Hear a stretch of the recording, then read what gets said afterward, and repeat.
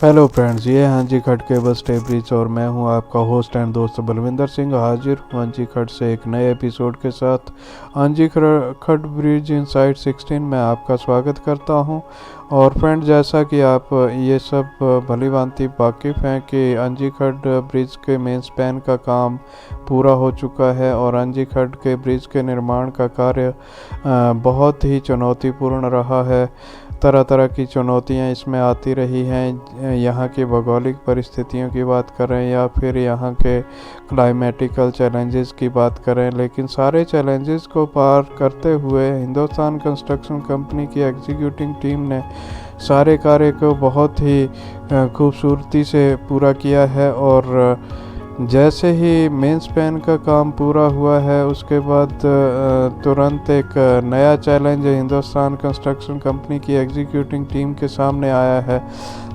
जैसा कि फ्रेंड्स आप जानते हैं कि अंजी खट मेन स्पैन के साथ और T2 टनल के बीच में एक वायडक्ट का निर्माण होना है जिसकी लंबाई 38 मीटर है और उसका स्ट्रक्चरल मटेरियल जो है उसको T2 तक पहुंचाना एक बड़ा चैलेंज सामने आया है, क्योंकि T2 तक जाने वाला अप्रोच रोड जो है उसकी विड्थ बहुत कम है और ये स्ट्रक्चर जो है इसकी विड्थ ज़्यादा होने की वजह से उस अप्रोच रोड से इस स्ट्रक्चर को वहां तक पहुंचाना एक बड़ा चैलेंज अपने आप में ही था। लेकिन फ्रेंड्स, अब सवाल ये उठता है कि अगर रोड का विड्थ कम था तो उसको वाइड किया जा सकता था। कंपनी के पास इतनी सारी मशीनरी है और रोड को वाइड करना कोई बड़ी बात नहीं है। लेकिन जैसा कि मैं आपको बता रहा हूँ कि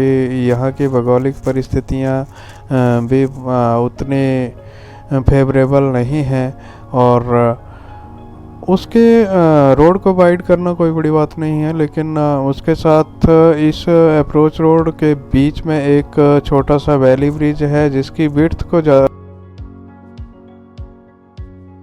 लिए पॉसिबल नहीं था, इसलिए टीम ने फैसला किया कि इस सारे वायडक्ट का 38 मीटर का ये जो स्ट्रक्चरल मटेरियल है इसको मेन स्पैन से ही, मेन ब्रिज से ही शिफ्ट किया जाए। और इस फैसले पर काम करते हुए टीम ने सारे स्ट्रक्चर को, सारे गडर्स को इसी मेन स्पैन के ऊपर से ट्रैवलर की मदद से इसको पार करने का जो फैसला लिया उसी पे अमल करते हुए इसको ब्रिज के उस पार तक ले गए हैं। और ये सारा मटेरियल जो है वो अभी T2 के पास तक शिफ्ट कर लिया गया है और 10 से 15 दिनों के बीच में ये वायडक्ट जो है वो यहाँ पे तैयार हो जाएगा। इसके बाद फ्रेंड्स, ये देखिए इस प्रकार से इस मटेरियल को शिफ्ट किया गया और ये CA2 और MA1 के बीच में बनने वाले वायडक्ट का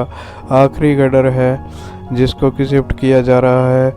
और इस प्रकार से सारे मटेरियल को शिफ्ट किया गया है। और जैसा कि आप तस्वीरों में देख पा रहे हैं कि ये जो सेमी कैंटिलीवर गॉलियत है, टेरी क्रेन है, इसका रीच जो है वो CA2 तक नहीं है और ये गडर को उठाकर पियर के ऊपर ड्रॉप करती है और दूसरी 80 मीट्रिक टन की एक क्रॉलर क्रेन की मदद से ये गडर को उठाकर दूसरा लोकेशन पर शिफ्ट किया जाता है। और इसी प्रकार से ये सारा मटेरियल जो है वो यहाँ पे शिफ्ट किया गया और 38 मीटर के स्पैन का पूरा स्ट्रक्चरल मटेरियल इसी प्रोसेस में इसी प्रकार से यहाँ पे शिफ्ट किया गया। और ये जो बीच का जिस एरिया में क्रेन आप देख रहे हैं, ये सामने ब्रिज आप देख रहे हैं, ये क्रेन जहाँ पे खड़ी है यहीं बीच में ये वायडक्ट का कंस्ट्रक्शन होना है और इसको ये सारे स्ट्रक्चर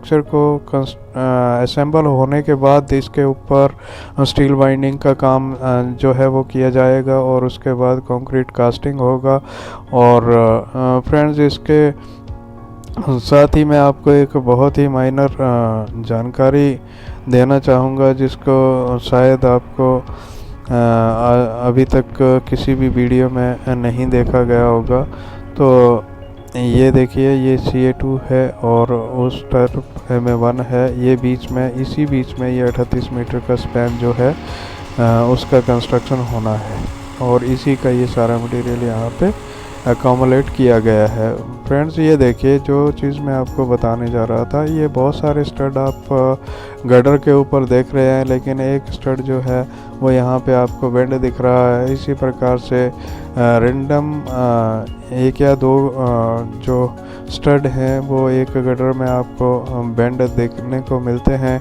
ये देखिए यहाँ पे एक स्टड है जो बेंड किया गया है। फ्रेंड्स ये कोई बाई चांस बेंड हुए स्टड नहीं है, ये इसका जो वेल्डिंग का है टेस्ट है उसको टेस्ट करने के लिए इसको बेंड किया जाता है। अगर वेल्डिंग सही रहेगा तो ये स्टड बेंड हो जाएगा, अदरवाइज वेल्डिंग सही नहीं रहेगा तो ये वेल्डिंग से टूट जाएगा।